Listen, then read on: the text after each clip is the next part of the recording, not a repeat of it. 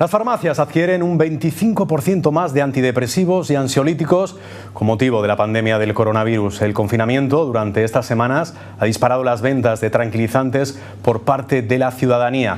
Para hablar de este tema tenemos al psicólogo Fermín Gallego. Fermín, gracias por atendernos. Muy buenas tardes. Buenas tardes, Miguel. ¿Cómo estamos? Está bien. Las farmacias, como he comentado, están adquiriendo ese 25% más de antidepresivos, ansiolíticos, tranquilizantes con motivo de esta pandemia. ¿A qué se debe este aumento? Bueno, pues vamos a ver, esto es normal porque estamos hablando de una situación de excepción en la que la gente, pues de alguna forma, no está acostumbrada a tener que estar en casa durante tanto tiempo, ¿no? Yo siempre digo, los primeros 15 días han sido un poco novedosos, han sido un poco diferentes, hemos podido hacer muchas cosas, hemos podido, de alguna forma, dentro de la situación que estamos viviendo, hemos podido hacer cosas que no estamos habituados, pero claro, cuando esto se alarga en el tiempo, como se está alargando estos últimos, ya dijeron la semana pasada pues que íbamos a alargar 15 días más, pues la gente empieza un poquito a tener un poquito como de desesperanza, ¿no? Es decir, aparte de eso, pues de alguna forma la situación es novedosa para todos, las rutinas y los hábitos los hemos cambiado, los hemos roto, y de alguna forma empiezan a haber estresores nuevos, estresores y preocupaciones nuevas, ¿no? Del tipo de, pues, qué va a pasar con el trabajo, los niños van a empezar o no van a empezar en junio, estamos oyendo muchísima información y ante la situación siempre de desconocimiento aparece lo que serían las sintomatologías del estrés o de la parte depresiva, ¿no? Pues las sintomatologías serían, pues, en primer lugar, el miedo, ¿no? Por ejemplo, sería uno de los síntomas, los pensamientos de tipo negativo. Es decir, hay una serie de síntomas que tenemos que tener muy en cuenta, porque no solamente son los síntomas que tenemos que atender de la enfermedad, sino también los síntomas emocionales, porque es muy importante mantenernos con calma. Tenemos que seguir pensando que esta situación preventiva precisamente es para no contagiarnos y que nosotros tenemos la suerte de que podemos preocuparnos o estresarnos estando en casa, porque eso quiere decir que de momento estamos bien. Entonces, sí, es normal que hayan aumentado porque la gente empieza a estar un poco intranquila, lo cual no es bueno. Hay que intentar mantener siempre esa parte positiva, esa positividad y esa actitud de pensar que estamos, de alguna forma, ante una situación que exige la responsabilidad de quedarnos en casa, de estar tranquilos y de intentar no saturar lo que serían los servicios sanitarios.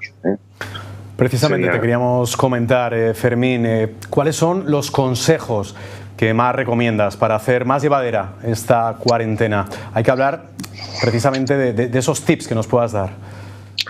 Sí, pues los consejos son los mismos que hemos ido diciendo durante todo este tiempo, desde que ha empezado todo el tema de la pandemia.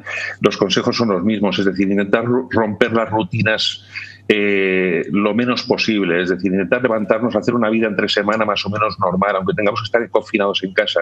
Los que hacen teletrabajo en casa, por ejemplo, ellos, pues está claro que se levantan y tienen que trabajar, pero mucha gente que está en casa y no tiene que hacer eso, pues intentar mantener esas mismas rutinas, levantarse más o menos a la misma hora, el aseo personal, ponerse una ropa cómoda pero que sea diferente del pijama, intentar hacer unas rutinas de estudio con los niños, unas rutinas de trabajo, mantener las horas de acostar a los niños también para poder de alguna forma tener un tiempo de desconexión los mayores, un poco todo eso.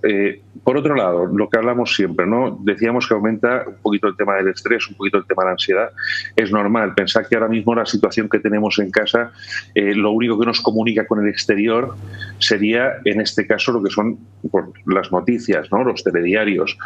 Por desgracia, la noticia principal es la enfermedad. Ahora se ha añadido una nueva que es los datos del paro. Es decir, todo esto nos está generando mucho estrés. Una de las principales cosas que estamos recomendando es no sobreinformarnos, es decir, informarnos un par de veces al día, pero poco tiempo.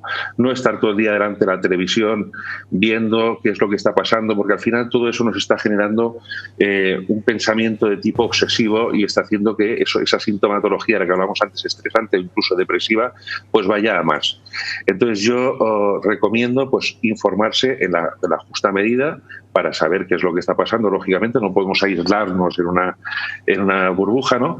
Pero sí que de alguna manera no estar todo el día pendientes de lo que está diciendo viendo el telediario y aprovechar para hacer muchísimas cosas que siempre hemos querido hacer y que no hemos podido hacer.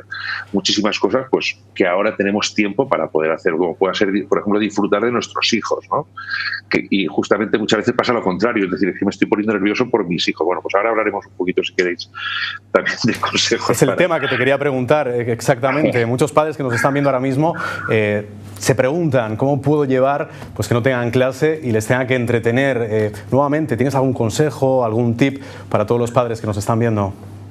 Sí, bueno, primero que nada, mantener una rutina con los niños. Todos los niños hoy en día tienen, les están marcando desde los centros escolares lo que sería el tema de los deberes, ¿no? El trabajo académico. Entonces tienen que hacer un horario por la mañana que hagan ellos las tareas que les han asignado. Están programadísimos todos.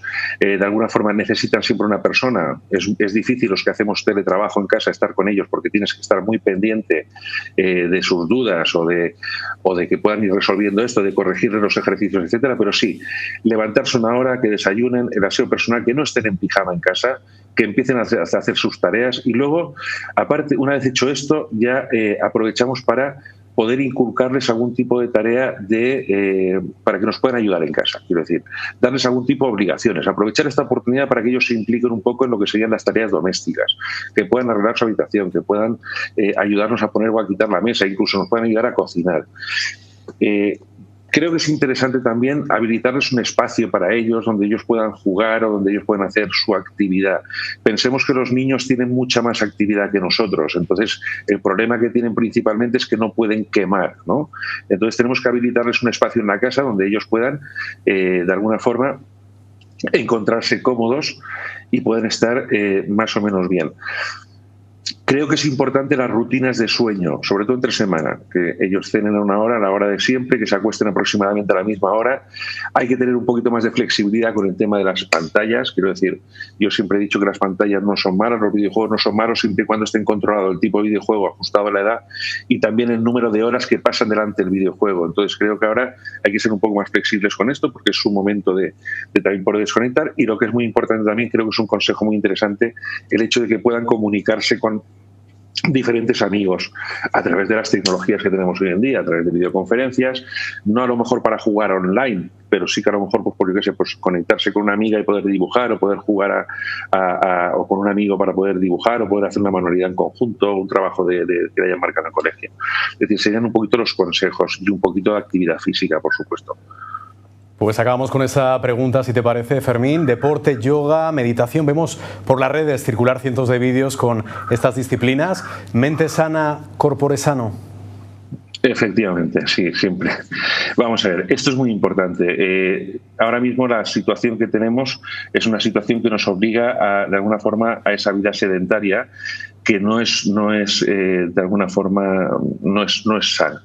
Entonces lo que tenemos que hacer es primero de todo cuidar un poquito la alimentación, pensar que de alguna manera no hacemos la actividad, aunque uno no haga deporte, el hecho de, por ejemplo, salir a la calle, ir andando al despacho o ir andando a la oficina, etcétera, todo eso es actividad física. Ahora mismo no la estamos haciendo. Entonces yo creo que es muy interesante durante la jornada que se plantee unos minutos al día o un tiempo al día para poder hacer diferentes tipos de actividad física.